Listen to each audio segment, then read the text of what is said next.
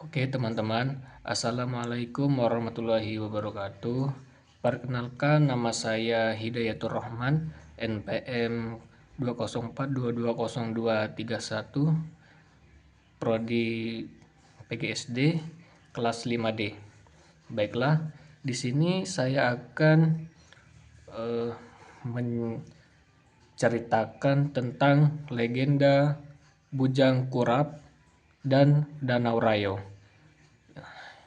Itu adalah di tempat daerah saya, yaitu di Muratara. Baiklah, langsung saja. Di sebuah tempat yang kini dikenal sebagai Danau Rayo, terdapat sebuah legenda yang masih dipercaya oleh penduduk setempat hingga hari ini. Di masa lampau, hiduplah seorang pemuda tampan dan sakti bernama Bujang Kurap. Nah, inilah Bujang Kurap.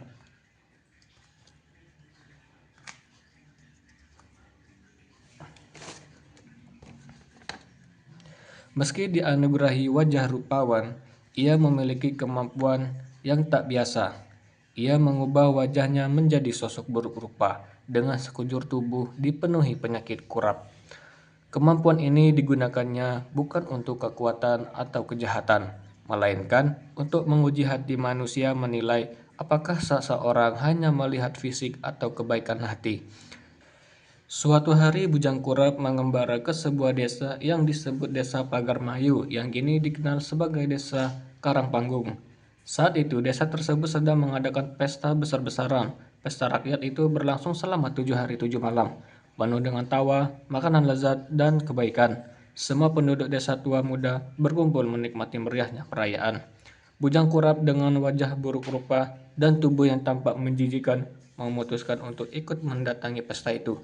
Namun, alih-alih disambut penduduk desa yang melihatnya langsung merasa jijik. Mereka mencemooh dan mengusirnya tanpa ampun. Salah satu warga berteriak, "Hei anak muda berkurap, untuk apa kau datang ke sini? Kau hanya membuat bau dan merusak suasana pesta kami." Dengan hati sedih, Bujang Kurap meninggalkan pesta itu.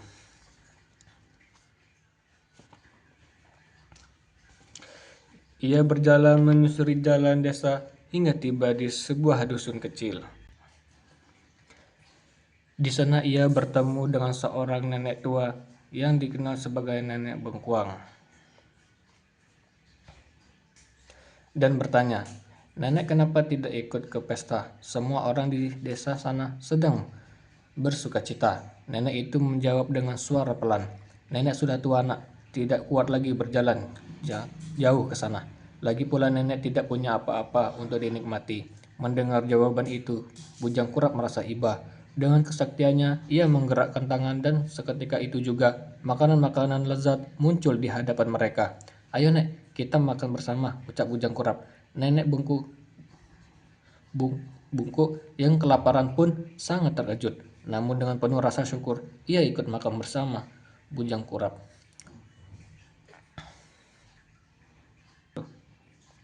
Setelah selesai makan, Bujang Kurap meminta izin untuk meminjam pisau dari nenek itu.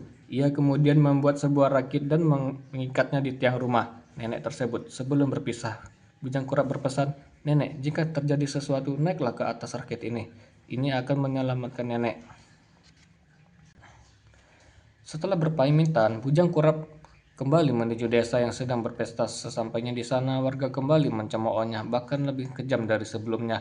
Mereka melimpari, menendang, dan meludahinya. Namun Bujang Kurap yang sabar akhirnya naik darah. Ia menantang warga desa dengan menancapkan 7 batang lidi di tanah, tepat di hadapan mereka.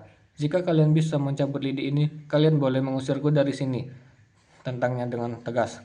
Warga yang sombong tertawa terbahak-bahak. Bagi mereka mencabut lidi hanyalah permainan anak kecil. Namun ketika seorang warga mencoba mencabut satu batang lidi, ia mendapati bahwa lidi itu tak bisa bergerak sedikit pun. Beberapa warga lainnya mencoba, namun hasilnya tetap sama. Tak satu pun dari mereka yang mampu mencabut lidi itu. Setelah warga menyerah, Bujang Kurap dengan wajah penuh kebencian atas kesombongan mereka mencabut lidi itu dengan mudah. Begitu lidi terakhir tercabut, tiba-tiba dari tanah muncul air yang sangat deras. Banjir pun segera melanda desa tersebut dalam hitungan menit. Air sudah menenggelamkan rumah-rumah dan harta benda penduduk desa. Hanya nenek bengkuang yang selamat karena ia mengikuti pesan Bujang Kurap dan menaiki rakit yang dibuatnya.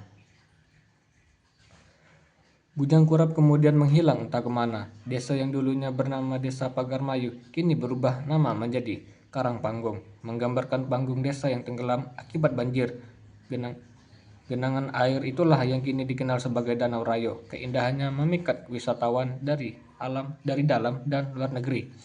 Namun di balik itu semua tersimpan kisah tentang kesombongan manusia yang dihukum oleh seorang pemuda sakti bernama Bujang Kurap. Legenda ini mengajarkan kita untuk tidak menilai seseorang hanya dari penampilan. Sikap menghargai dan menghormati orang lain serta menghindari kesombongan adalah pelajaran yang abadi dari kisah Bujang Kurap dan Danau Rayo. Sekian, itulah penjelasan cerita legenda Bujang Kurap dari saya. Saya akhiri. Wabillahi taufiq wal hidayah. Wassalamualaikum warahmatullahi wabarakatuh.